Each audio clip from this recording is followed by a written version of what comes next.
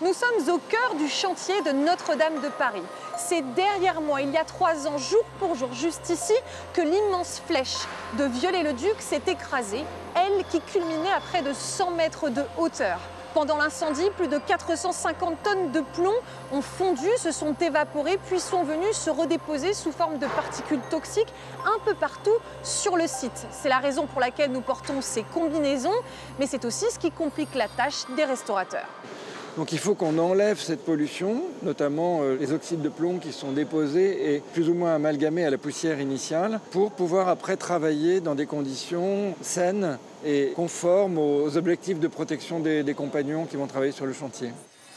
Ce travail de décontamination et de dépoussiérage a déjà fait ses preuves dans ces chapelles test qui servent aujourd'hui de modèle aux artisans. Donc on va retrouver une cathédrale dont la richesse sera remise en évidence par ce nettoyage et cette restauration. Et évidemment sa luminosité qui sera de nouveau perceptible. Mais la reconstruction à l'identique implique de nouveau l'utilisation du plomb pour la toiture et la flèche de la cathédrale. Un choix polémique. Tandis que ses détracteurs soulignent les risques pour la santé, ses partisans avancent ses qualités techniques. Pascal Prunet, lui, évoque l'évolution du procédé depuis le 19e siècle. Les feuilles de plomb à l'époque de Viollet-le-Duc étaient posées à même les voliges, sur des voliges de chêne. Et aujourd'hui, on ne le savait pas à l'époque, on sait que le plomb et le chêne font pas bon ménage. Aujourd'hui, on met ce qu'on appelle, on crée une couche d'isolation entre la volige et la couche de plomb. Et ça, on le fait depuis un certain temps maintenant, depuis au moins 50 ou 60 ans. Mais le plomb n'est pas le seul imprévu du chantier. En février, alors qu'un échafaudage pesant 500 tonnes doit être installé pour reconstruire la flèche, une équipe d'archéologues fait une découverte exceptionnelle.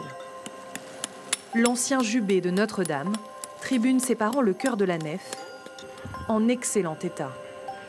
Mais aussi un sarcophage anthropomorphe datant vraisemblablement du XIVe siècle. De quoi retarder un peu plus le chantier, mais ravir les amoureux du patrimoine.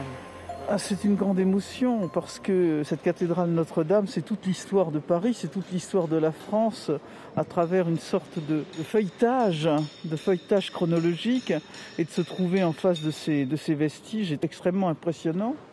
Entre la gestion du plomb, l'épidémie de Covid-19 ou encore les intempéries, la réouverture en 2024 reste un objectif pour le moins ambitieux.